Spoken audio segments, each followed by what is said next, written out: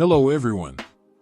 Welcome to Confessions Jury, where people put themselves on the spot, waiting for your judgment. Sit comfortably and listen carefully, as you're about to hear today's cases. You hold the hammer and you apply the law. Let us have your verdict down in the comments section. As always, don't forget to subscribe and like the video. Let's head on to our first case. Case 1. Am I the bad person for telling my lesbian ex-wife that her partner cannot be my son's mom? I, 35M, was married to my ex-wife, 34F, for 7 years. 2 years ago my ex-wife came out as lesbian. This came as a complete shock to me. She and her partner were co-workers who had an affair since she joined the company a year before our divorce. We have a son together, 8M. This came as a complete shock to me. I was heartbroken and devastated. I felt betrayed as I had spent 7 years of my life with this woman and it all felt like a lie now. When I confronted her, she told me that she had to live her truth and that she tried to suppress her identity because she didn't come to terms with it till she met her partner. When I asked whether she loved me, she told me that while she loves me, it's different than how she loved her new partner. This broke my heart even further.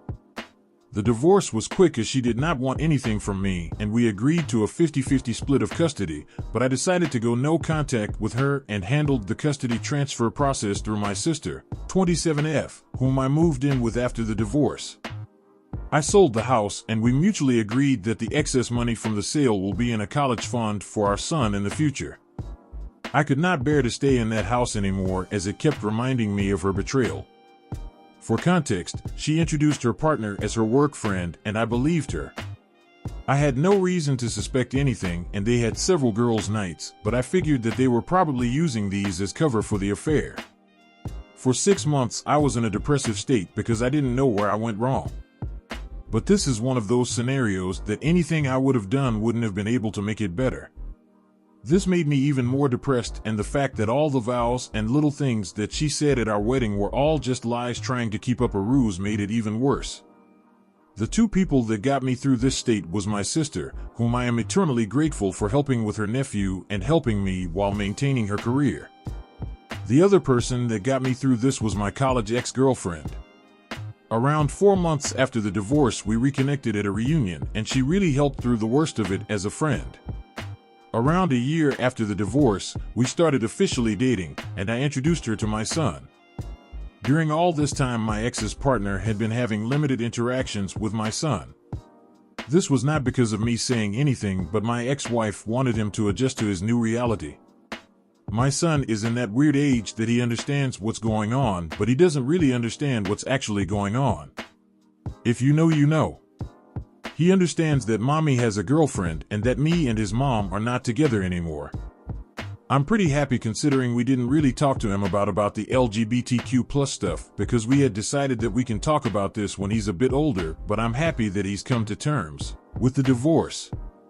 Around 8 months ago, my ex said that she was officially moving in with her partner and that she was engaged. At this point, I still was on no contact except brief conversations that concerned our son. She invited me to the wedding, but I declined. They were planning to have a destination wedding in Spain where her girlfriend lives. She wanted to take our son to the wedding and he would have to miss school for a week since she wanted him to meet her girlfriend's family as well. I told her that missing school for a week does not make sense and that she should plan her wedding when he has vacation since she doesn't have a fixed date yet. She argued that most likely they won't have a date that will align with his vacations and that they are getting married as soon as possible. I relented and agreed since I didn't want to interact with her anymore and it was well within her rights to have her son at her wedding. The problem started when my son came back after the wedding. He was supposed to stay with me since we have a flexible week-in week-out custody arrangement.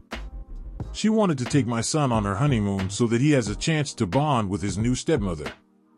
I told her that she had already had 2 weeks with him since she had custody for a week before the wedding and that I wanted to spend some father-son time with him. I told her that it well within my rights and that she should go spend some time with her new wife. She argued that since our son's interactions with her partner were limited because of her busy schedule, that this was a great opportunity for them to bond.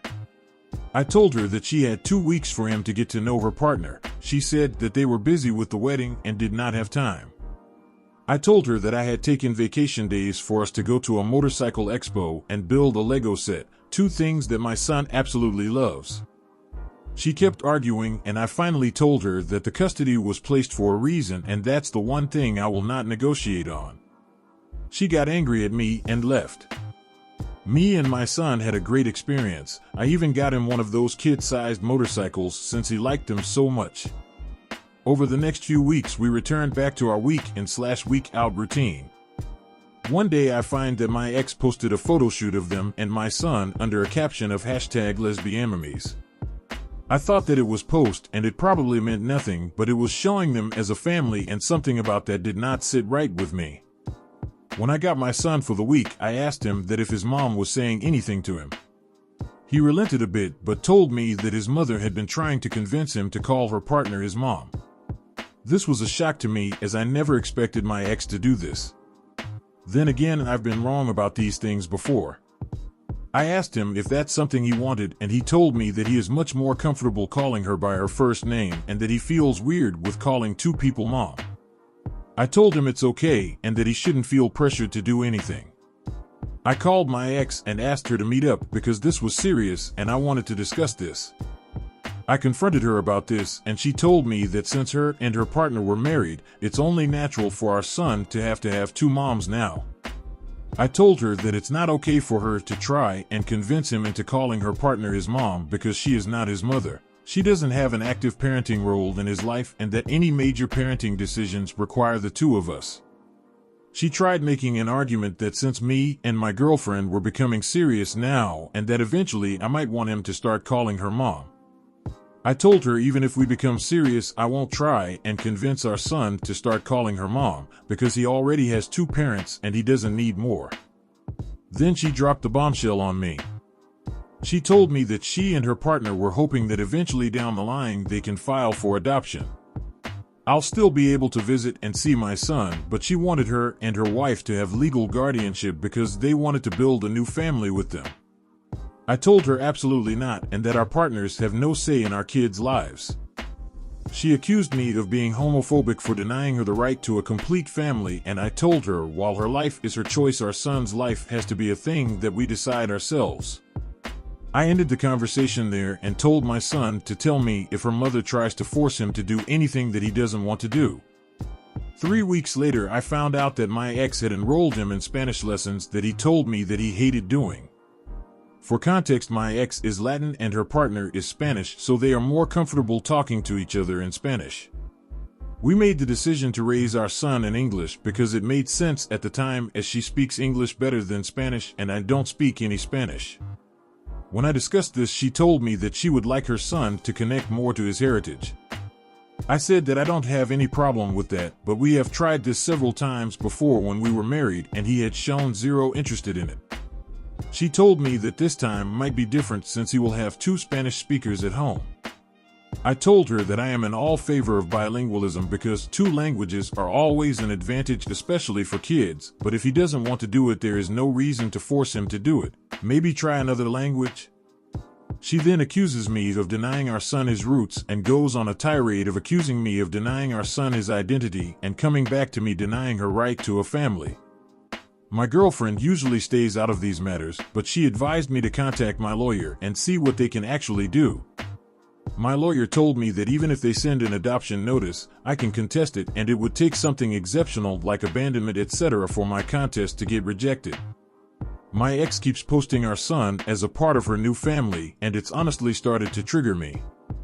2 weeks ago, I interacted for the first time with my ex's new wife after the divorce. She contacted me and asked to meet up. She told me that my ex had finally started to recover from the social trauma of coming out and building a new life with her, and that I am now getting in the way of the happiness. She accused me of being emotionless and uncaring through our divorce, and how I guilt-tripped her into agreeing to my demands of 50-50 custody, and how I should just agree to the eventual adoption in a few years because she has always wanted a son, and that I will still remain my son's dad and I can still visit him. I told her that I don't care what her emotional state was during the divorce and that my demands were fair even to the most irrational person. I told her that if they want to create this image of perfect family, then they should have another kid that has no connection to me. I feel like all this has started to affect my son more than anything. He is a lot less happier than he was just a few months as we had started to adjust to this new reality. For context, since I know this is going to come up eventually, the emotional trauma of my ex coming out is basically the fact that her family effectively disowned her after coming out. Her parents don't talk to her anymore, while my son has plenty of interactions with his maternal grandparents when he's with me. Those two combined make significantly more money than I do alone. However, my ex-wife makes less money than me, but her partner is in a senior position, so she has more stability. This is also an argument my ex-wife used when we discussed adoption, since they can then send our son to a private school and generally give him a better life. I don't know if this is a factor, but the recent elections may have caused this because they are worried that they might not be able to adopt soon. But they don't want to adopt my son now, but in a few years, so I doubt this to be true. You've sat down, you've listened. Now, it's time to state your ruling. What is it gonna be? Let us have it down in the comments section down below. Thank you for watching. Please like this video if you enjoyed it and subscribe for more cases like these. In life, we may run, but we can never hide from true justice. Stay safe, everyone.